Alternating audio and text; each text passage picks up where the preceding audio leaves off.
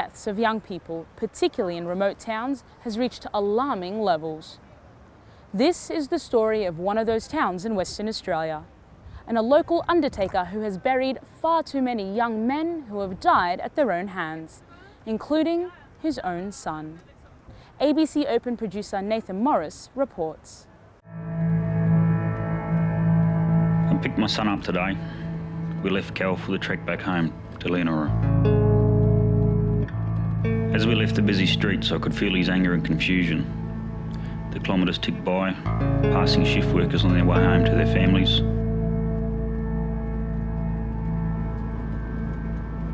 It's been a busy time for Matt Taylor. There's been a cluster of deaths of young Aboriginal people. And as the local undertaker, he's far too familiar with death. But today is different. This time, it's personal. Having to bury my own son today, if I compartmentalise it into the role as an undertaker, I'm somewhat desensitised to that. That happens. But as a father, it's not a... For a town with a population of 700 residents, Leonora has an above average rate of Indigenous suicide. Matt Taylor's son is the sixth person to take his life in the last 18 months.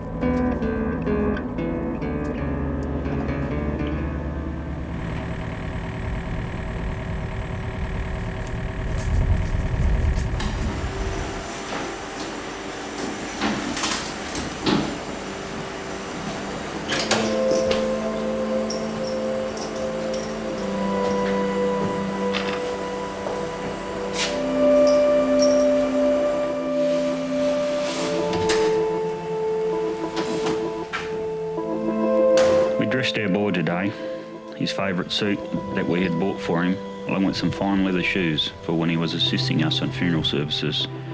I remembered to polish his shoes just the way he would, only to have them covered in red dust 5 minutes later. They would remain bright and shiny this time. I knotted his tie, just as every other time. He never did get the knack of his own tie.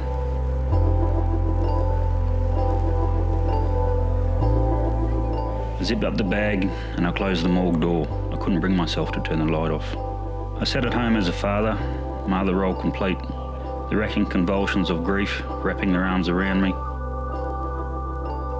It's almost being normalised that grief and tragedy is acceptable. We have circumstances, yes, where there are accidents, there are natural causes of death. That's normal. That's acceptable, and we will deal with that on a daily basis. But as the tragedies such as suicide, death before age is due, or non-natural circumstances that bring the most grief to people and that people don't understand. I chided myself. Matthew, you are broken, but it is not time. It is not time to let the pieces fall. That time will come. That time will come.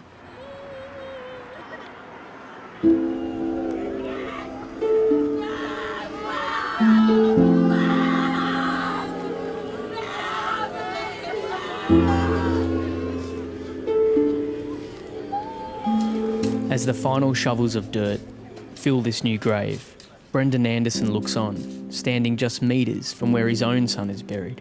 While that death was not a suicide, the topic is not far from the young father's mind. Alcohol plays a big role. Alcohol's the one that pushed them to do it. Because if they were sober, they wouldn't do it, you know? They'd be doing something else. And if we had more things here for them to do, maybe they wouldn't be drinking as much as they are. So we've got nothing in Leonora at the moment for them. Sometimes I thought I might go out and get drunk and go and hang myself or something, just to get away from this. I can't take it no more. But I just stopped. My boys and my daughter was in my ears. They always was there for me. Then I had my oldest brother always explain it to me, you know. You're right, my brother. We're here. When you need it, we're here. Buttoning his jacket, my mind goes back to helping him dress for the early years of school. He looked just as sharp as the last time he stood in front of me, waiting for my nod of approval. My daughters came to visit their brother, thankful for his air of peace. They left with a final goodbye, tears streaming down their face. I carefully hammered on his nameplate, his full name and dates, with nice etchings of him in his glory on the football field. I held his hand one last time, then bid him a final farewell as I tightened up the last screw.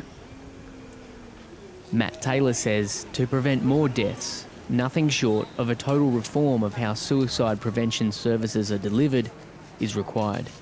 Booking appointments to suit a social service provider that's travelling from another town on their chosen day doesn't suit our people.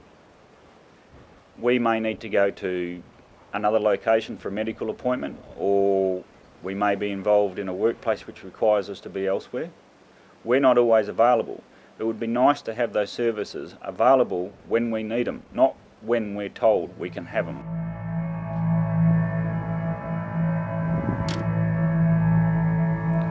Emotionally, I'm broken at the loss of my son. I just haven't let the pieces fall yet.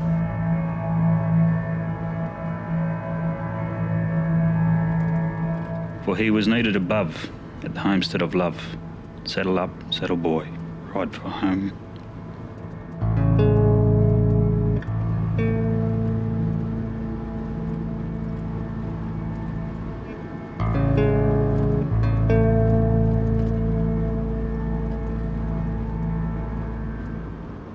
Nathan Morris in Western Australia. The suicide rate amongst 15 to 24-year-olds is the highest it's been in a decade and the leading cause of death among young men. So what's driving so many young people to take their own lives? Katie Atchison is the CEO of Youth Action and Johnny Kieran is the lead clinician with Headspace. Thank you both so much for joining me today. Tell me a little bit about the work that you do.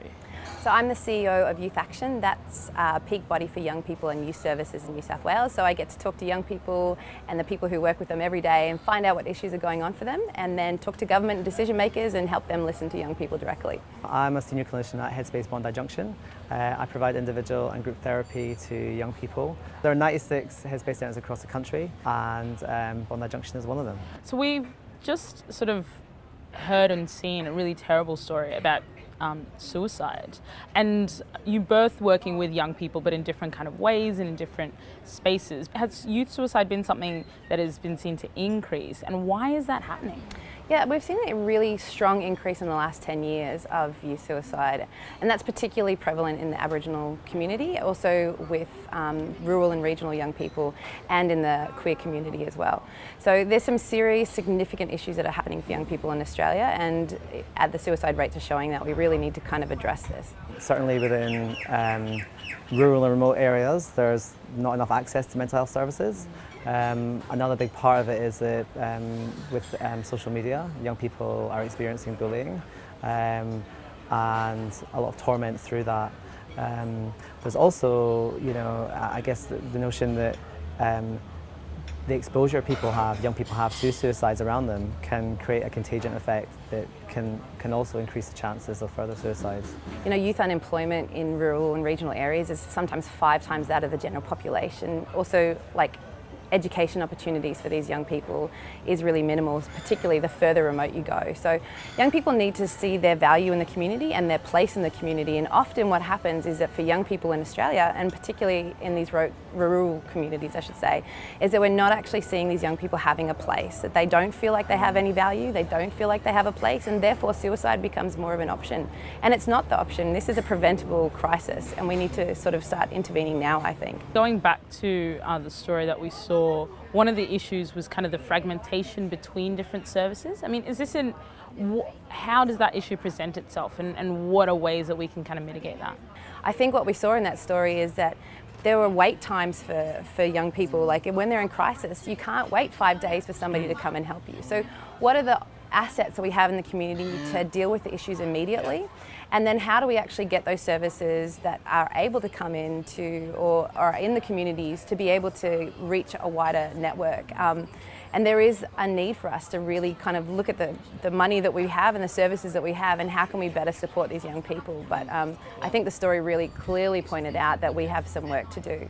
Why do you think is in a country like Australia where there are so many opportunities that our young people are feeling like they don't belong? What is unique about Australia?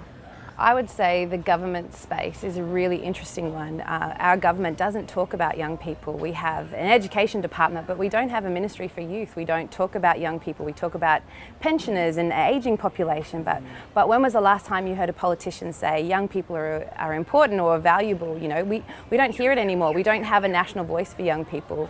There isn't a minister for young people.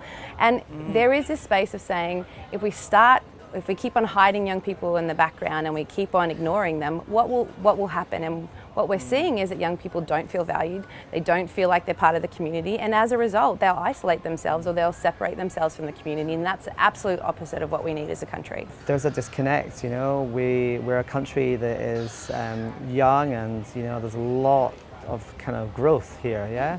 And I think there's also certainly coming from a place that was quite homogenous, you know, and celebrating the diversity here. I think, you know, young people are learning and developing ways to kind of communicate with different groups, you know, and we need to enhance that more. You know, it's about kind of learning from each other and the different cultures that we have in Australia. I think that does play a part, and this expectation of what it is to be an Australian, because you know that's really, you know, there are a lot of people in Australia who were not born here, myself included. You know, a lot of young people I meet feel that they don't belong in what it is to be normal Australian lifestyle. We need to review what it means to be this notion of masculinity with young men, and you know what it is to be a woman as well, and be empowered in that sense of being able to talk about what's going on. Just to emphasise that need that if you see someone that you're worried about, and you know, to ask them, are you okay? You know, to kind of observe, ask, and act. What does that acting look like? So acting would be calling someone, you know. So someone says, so you know, a lot of young people will talk about thoughts to end their life, and we need to take that seriously. Some people can misinterpret that as attention seeking. I don't like the term attention seeking. You know, we all need to be attended to in some way, and there are sometimes we're not getting attended to. Now, it doesn't mean we don't take someone seriously. Aboriginal young people are 4 times more likely than other young people to die from suicide. We're at a crisis point right now with this statistic and with young people dying way too early.